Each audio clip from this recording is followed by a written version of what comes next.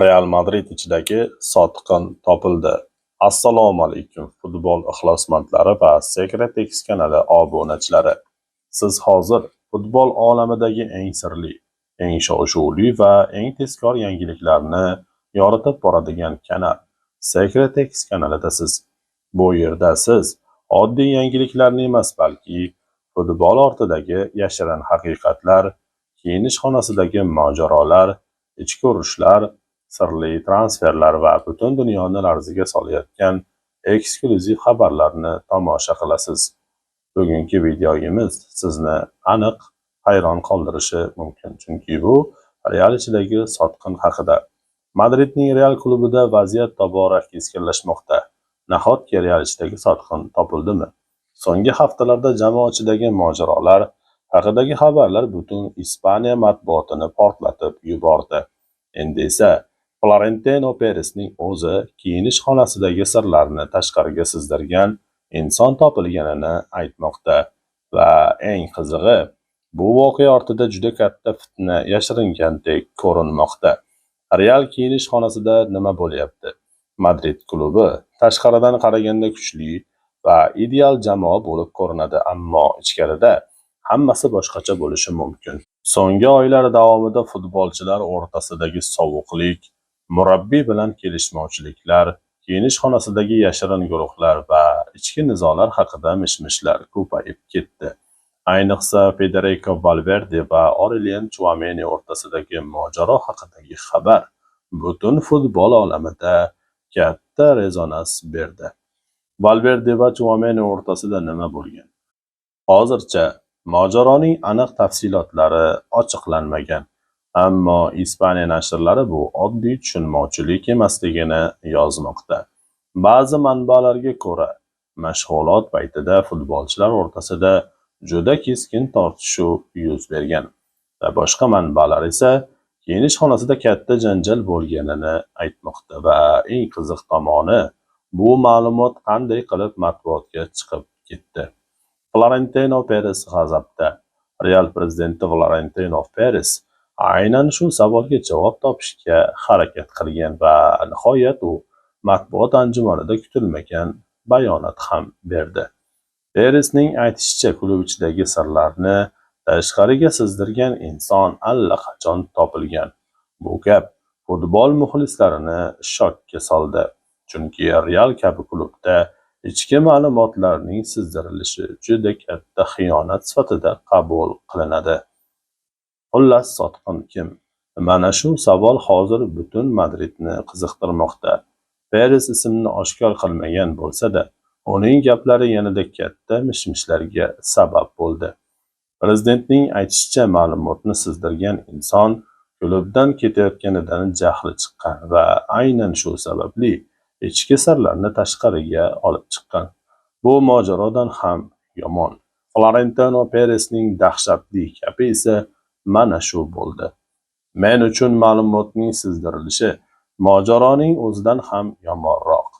Bu gap juda katta ma'noni anglatadi.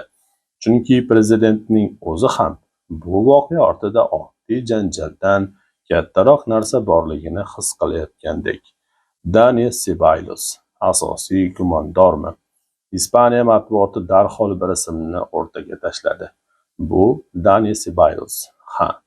Aynan u hozir asosiy gumondor sifatida tilga olinmoqda. Sababi, so'nggi haftalarda Ceballos va murabbiy Alvaro Arbeloa o'rtasida munosabatlar keskin yomonlashgani aytilmoqda. Ceballos nega g'azabda? Manbalarga ko'ra, Ceballos o'ziga yetarlicha imkon berilmayotganidan norozi. U so'nggi o'yinlarda qaydnomaga ham kiritilmayapti. Bu esa futbolchini juda ranjitgan bo'lishi mumkin. Va ayrim jurnalistlar aynan shu sabab u ichki ma'lumotlarni sizdirgan bo'lishi mumkinligini taxmin qilmoqda. Realda ichki urush boshlandimi? Ko'pchilik ekspertlarning fikricha, hozir Madrid klubidagi muammo oddiy natijalardan ham kattaroq.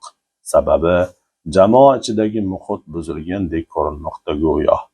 Bir tomonda tajribali futbolchilar, ikkinchi tomonda yangi yulduzlar, yana boshqa tomonda esa murabbiy bilan chiqisha olmayotgan futbolchilar. Bu esa kiyinish xonasidagi balansni buzmoqda. Mbappe kelgandan keyin hammasi o'zgardimi? Ayrim muxlislar aynan Kylian Mbappening transferidan keyin jamoa ichidagi muhit o'zgarganini aytmoqda. Chunki e'tibor markazi o'zgardi. Ayrim futbolchilar o'zini chetda his qila boshladi va jamoa ichidagi yashirin raqobat kuchaydi. Natijada esa Real kutilgan darajada natija ko'rsata olmadi. Realning mavsumi nima uchun bunday o'tdi? Qog'ozda Madridning tarkibi dahshatli ko'rinardi. Mbappe, Vinicius, Bellingham, Rodrigo va Valverde. Ammo natija Chempionlar Ligasi ketdi. Ispaniya Kubogi ham ketdi. La Liga deyarli boy berildi. Va endi ko'pchilik muammo maydonda emas, kiyinish xonasida bo'lganmi deb savolni bermoqda. Florentino Perez katta tozalashga tayyormi? So'nggi mish-mishlarga qaraganda, yozda Madridda katta o'zgarishlar boshlanishi mumkin. Ayrim futbolchilar sotiladi, ba'zilari klubni tark etadi va ehtimol murabbiylar shtabi ham o'zgaradi. Sababi Perez Real ichidagi intizom buzilishini hech qachon kechirmaydi. Muxlislar nima deyapti? Ijtimoiy tarmoqlarda muxlislar allaqachon ikkiga bo'linib ulgurgan. Bir taraf sirni sizdirgan futbolchini darhol haydash kerak desa, boshqa taraf esa agar futbolchilar norozi bo'lsa, muammo klub ichida deb hisoblamoqda. Bu faqat boshlanishimi? Eng qo'rqinchlisi, ko'pchilik bu hali boshlanish ekanini aytmoqda, chunki yozgi transfer oynasi yaqinlashmoqda va aynan shu davrda yangi mojarolar, yangi sirlar va kutilmagan transferlar yuz berishi mumkin. Bizning fikrimiz, hozircha bu ma'lumotlarning aksariyati mish-mish va insider xabarlariga asoslangan. Ammo bir narsa aniq. Real ichida nimadir noto'g'ri ketmoqda. Va agar kiyinish xonasidagi muhit haqiqatdan ham buzilgan bo'lsa, unda Madridni juda issiq yoz kutmoqda. Siz nima deb o'ylaysiz? Realdagi sotqin kim bo'lishi mumkin? Dani Ceballos haqiqatdan ham ma'lumotni sizdirganmi? U sotqinmi? Yoki bu voqea ortida undan ham kattaroq sir yashirinmi? Fikringizni kommentariyada yozib qoldiring. Biz har bir kommentariyani diqqat bilan o'qiymiz va albatta javob beramiz. Sizning fikringiz biz uchun juda ham muhim. Videoga like bosishni, kommentariy yozishni va Secret X kanaliga obuna bo'lishni unutmang. Chunki kanalimiz aynan sizlarning qo'llab-quvvatlashingiz bilan rivojlanyapti.